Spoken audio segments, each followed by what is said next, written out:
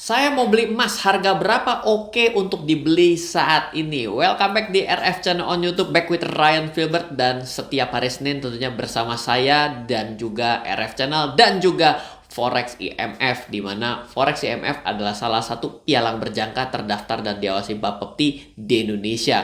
Buat Anda yang belum memiliki akun untuk melakukan trading forex dan komoditi, bisa membuka sekarang juga di foreximf.com. Dan ada dua hal yang menarik dan wajib untuk saya informasikan. Yang pertama, Anda bisa mengakses langsung beberapa indikator-indikator yang terotomatisasi sehingga memudahkan Anda dalam memulai trading forex dan juga komoditi. Dan kalau Anda sudah join, Anda juga bisa join grup VIP Telegram grup dari Forex IMF, karena ada 4 hal yang sangat menarik dan saya juga sering pakai dan sangat terbantu. Pertama, ada membahas mengenai news dan event-event yang terjadi secara fundamental di dunia, misalnya adanya pengumuman suku bunga dan lain sebagainya. Kenapa? Karena ini sangat mempengaruhi perdagangan mata uang dan juga komoditi dunia. Yang kedua, ada memberikan analisa harian. Nah, analisa harian ini bagus bagi yang mau memulai, mungkin perlu pegangan dalam menganalisa, bingung menentukan beli dan jual, maka analisa harian ini menjadi sesuatu yang penting. Yang ketiga juga beberapa edukasi strategi maupun Anda bisa berdiskusi. Yang keempat adalah Anda bisa mendapatkan strategi indikator yang bisa dibahas dan juga bisa Anda coba. Kenapa? Indikator itu seperti tools atau alat bertarung ataupun gaya berantem seseorang. Tidak serta-merta begitu mengikuti saya maka akan membeli buy low sell high misalnya. Itu adalah strategi swing. Tapi ada orang lain yang tidak cocok dengan strategi itu. Jadi sebenarnya kita belajar bersama-sama, pada akhirnya akan memiliki gaya dan strategi yang berbeda-beda. Oke, kita akan memulai pada hari ini. Kita berbicara mengenai emas. Kenapa emas itu menarik? Karena kalau nanti kita buka datanya, emas itu telah nyundul harga tertinggi 3 kali beruntun dalam 3 tahun terakhir. Dan banyak hal yang menarik terkait dengan pergerakan harga emas dan juga event-event dan juga berita di dunia ini yang mungkin membuat Anda berpikir bahwa emas akan mengalami kenaikan. Dan itu sebenarnya tidak salah juga. Kita juga akan coba bahas secara lebih jauh. Dan pada akhirnya adalah angka berapa sih yang bisa kita jadikan sebagai patokan bahwa harga emas itu adalah mahal dan murah. Nah, yang pertama, keputusan membeli emas sebenarnya tidak salah. Kenapa? Karena kalau kita memperhatikan harga emas dunia itu pasti ada lawannya. Kalau kita di Indonesia mungkin lawannya bukan US dollar, tapi lawannya adalah rupiah. Contohnya begini, kita pergi ke toko emas, maka kita akan tanya berapa harga per 1 gram. Apakah dikasih tahu dengan harga dolar Zimbabwe? Tidak, akan dikasih tahu dengan harga rupiah. Oke, tapi kalau kita pergi itu ke tingkat internasional, maka lawannya untuk emas adalah US dollar, dan emasnya dihitung secara troy ounce, ya, troy ounce bukan gramasi. 1 troy adalah 31,1 gram. Harga emas dunia beratnya, jadi bukannya gram-graman, dunia itu adalah ounce, di mana kalau ounce dikonversi menjadi gram adalah 31,1 gram. Nah, US dollar lawan dari gold terus-menerus dalam posisi quote-unquote tersudut. Jadi kalau kita bicara kalau harga emas dunia itu diberikan sandingan adalah US dollar, di mana US dollarnya ternyata dalam posisi melemah, tanpa disadari emasnya menguat secara relatif loh. Nah, beberapa informasi dan juga beberapa berita, maka kita akan dapati tren di 2023 adalah Amerika hampir gagal bayar hutang. Nah, kalau yang namanya orang gagal bayar, apakah biasanya dalam kondisi keuangan yang bagus? Nggak bagus. Berarti biasanya akan menguntungkan lawannya. Logis nggak? Berarti di poin ini sebenarnya dari event terakhir bahwa akhirnya berhasil menaikkan debt ceiling-nya, plafon untuk ngutangnya dari Amerika, sebenarnya Amerika di ujung tanduk berarti menguntungkan posisi emas dunia. Logis? Oke, so kita akan lanjutkan ke bagian selanjutnya. Dan ternyata dalam 3 tahun terakhir sejak 2020, di mana harga emas mengalami titik terendah dalam perjalanan sejak 2009 sampai dengan 2023 adalah tahun 2015. Sebentar, saya oret-oret di sini biar kelihatan ya. Ini adalah titik terendahnya. Ini mengalami kenaikan terus-menerus dan akhirnya nyundul 3 kali di titik tertinggi di kisaran 2070-an secara bulanan. Itu 2020 sampai dengan 2023. 3 tahun nyundul titik tertinggi 3 kali. Berarti ini bukan main-main di sini. Artinya kalau kita melihat new record yang terjadi dari 2011 sampai dengan 2020 sampai hari ini, mungkin ada indikasi memang harga emas dunia mungkin akan mengalami kenaikan selanjutnya. Just in case turun pun sepertinya ini cukup kuat. Nah, jadi kalau untuk pertama kali capture-nya kita bisa lihat di 1500. Dan saya mengatakan bahwa 1500 adalah titik temu secara teknikal, dan harga dasar, nanti kita akan bahas, adalah mungkin kalau misalnya turun paling jauh pun 1500. Tapi 1500 itu mungkin kondisi dunia lagi sangat baik-baik saja. Which is kalau 10 tahun kemudian dari hari ini mungkin ya. Tapi kalau terlalu cepat kayaknya enggak. Karena banyak sekali event-event dekat ya. Saya selalu bilangnya event ya. Suatu kejadian, dimana kejadian ini kadang-kadang bukan konotasi yang positif, tapi kalau suatu kejadian yang nggak enak gitu ya. Perang itu adalah event. Kejadian yang nggak enak, peristiwa yang nggak enak, ya itu sebenarnya mengerek harga emas juga gitu ya. Jadi kita dapat satu angka ya. 1500 sepertinya adalah suatu bottom line titik temu. Kalau secara teknikal kelihatan, tapi dari nilai intrinsik, nanti kita akan bahas habis ini, itu juga seperti itu. Harga bisa dihitung kewajarannya dengan beberapa cara. Yang pertama adalah aspek grafik atau teknikal. Yang kedua adalah aspek harga dasar or intrinsic value. Yang ketiga adalah aspek proyeksi lainnya. Nah, apa saja? Coba kita lihat satu-satu ya. Aspek teknikal.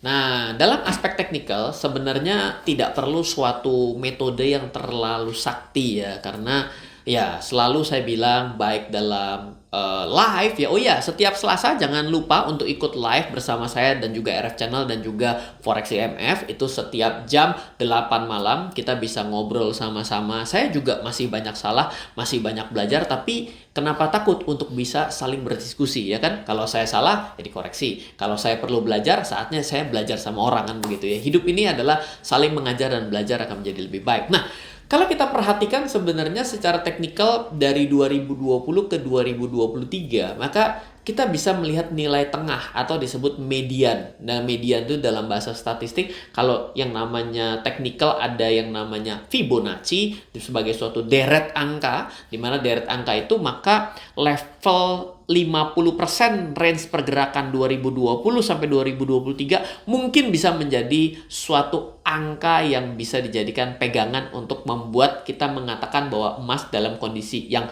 murah dalam 3 tahun terakhir adalah 1850-an. Jadi kalau dalam kondisi yang ekstrim, yang kita katakan bahwa kondisi dalam baik-baik saja mungkin harga emas akan turun. Kok lucu, harga emas baik-baik saja maka turun? Ya, nanti baik dan gak baiknya bukan dari emas ya, tapi dari lawannya yaitu Amerika dan teman-temannya semua.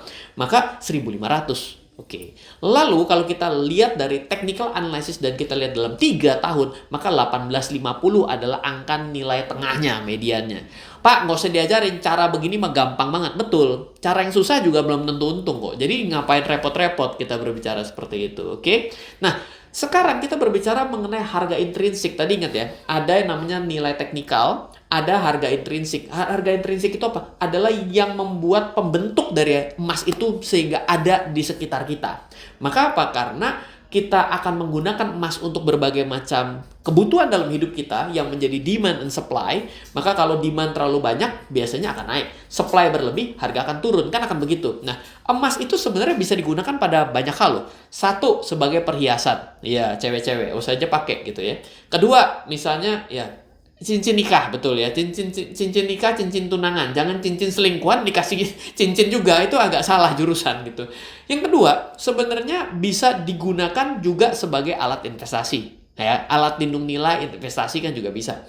Yang ketiga, bisa dipakai untuk apa? Misalnya industri. Kenapa? Karena elektronik itu membutuhkan emas. Jadi ada, coba cari ya di googling, bahwa alat-alat elektronik yang menjadi sampah elektronik ketika dimurnikan sebenarnya ada emasnya juga, tapi kecil sekali. Nah, yang keempat itu bisa sebagai aspek untuk alat kesehatan. Ya, karena itu sudah digunakan di dalam medical juga seperti itu. Jadi sebenarnya ada demand yang penting untuk bisa membuat emas itu ada di sekitar kita.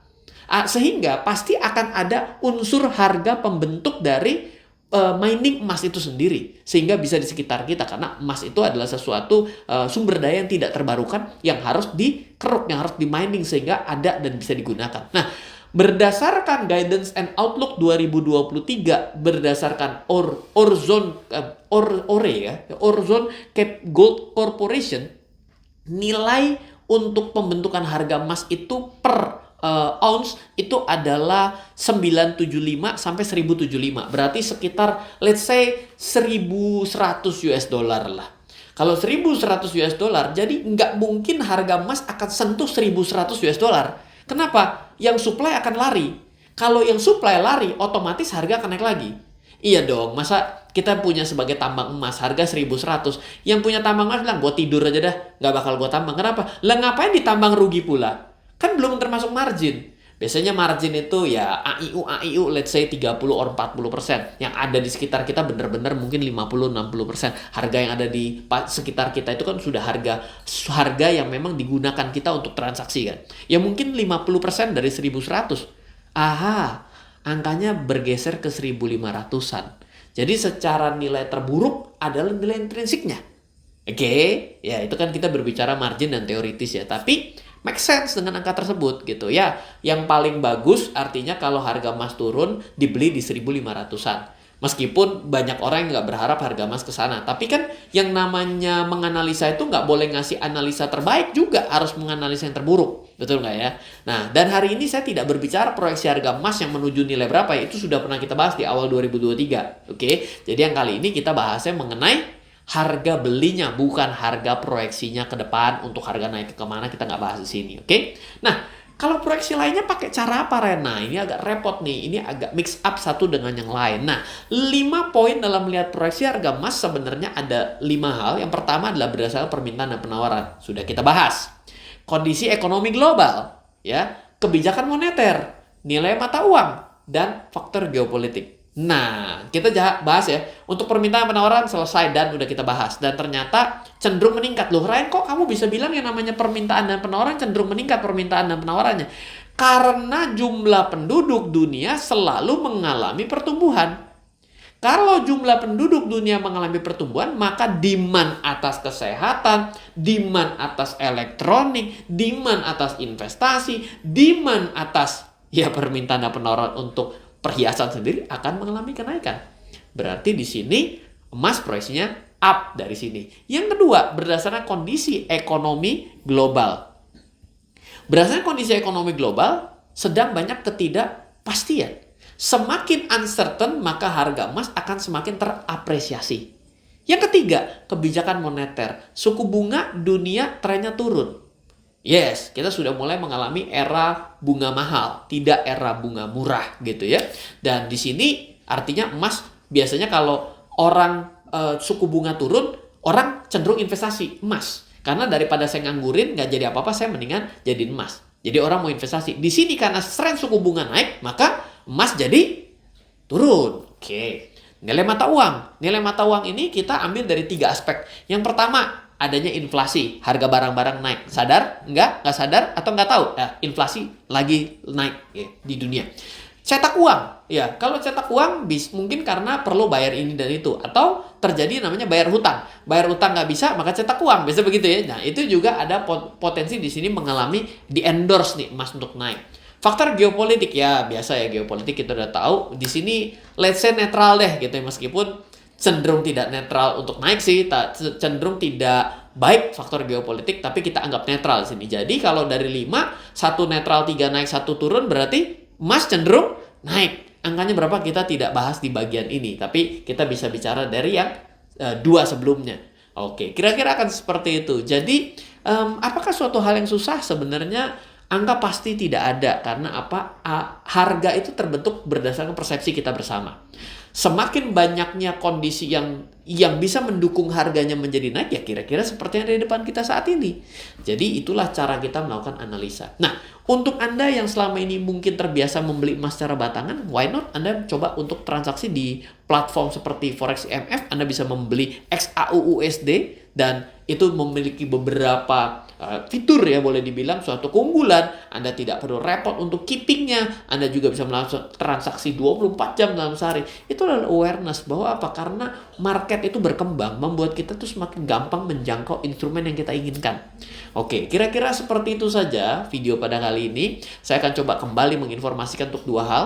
Buka akun sekarang di Forex CMF, Anda bisa mendapatkan indikator untuk Anda trading dengan ada 4 yang bagus gitu ya, yang sudah dipublish, dan juga segera join grup VIP Telegram dari Forex CMF. Forex CMF adalah salah satu piala berjangka terdaftar di Indonesia yang memiliki predikat Zero Complaint Broker selama 19 tahun berdirinya. Semoga selalu bermanfaat. Dari saya Ryan Filbert, salam investasi untuk Indonesia.